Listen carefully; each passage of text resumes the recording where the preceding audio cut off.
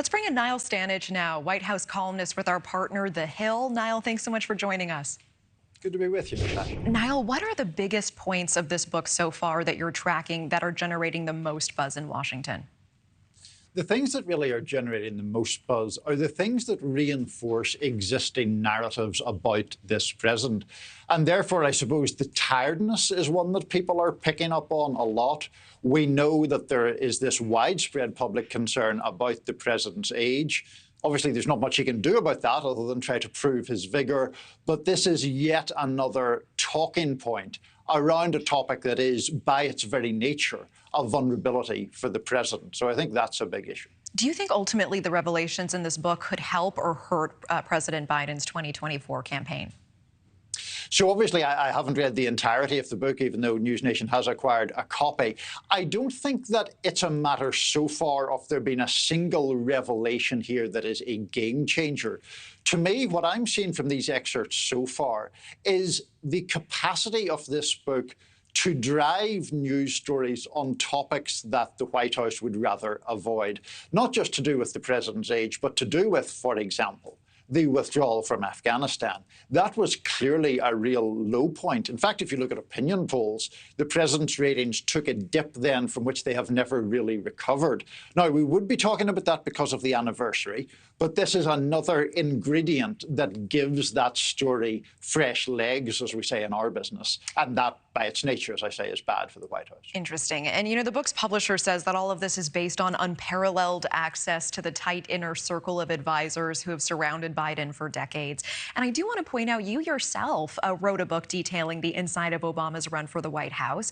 Tell us, what is the process of getting that kind of access, getting trusted advisors to speak with you? And in short, why would anyone participate in a tell-all expose? And does that willingness itself mean that information from them should come with a grain of salt? So I didn't necessarily know you were going to mention that, but I should probably say that one of the key differences there is the book I wrote about the Obama campaign was a campaign book.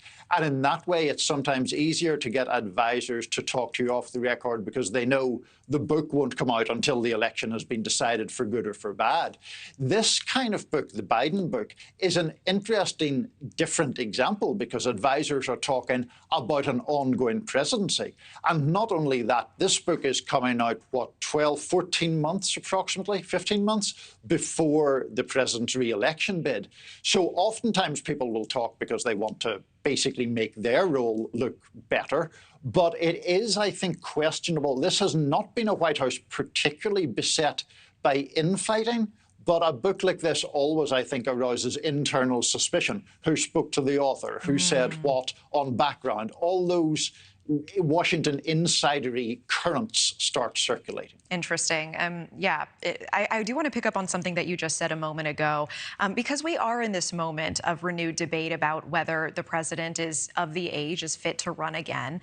And as you mentioned, the book really directly talks about Biden often feeling tired, saying that he hardly ever takes morning meetings or has public events before 10 a.m.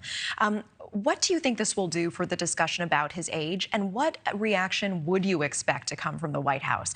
Will we likely be seeing more events starting before 10 a.m. just to sort of indirectly address this?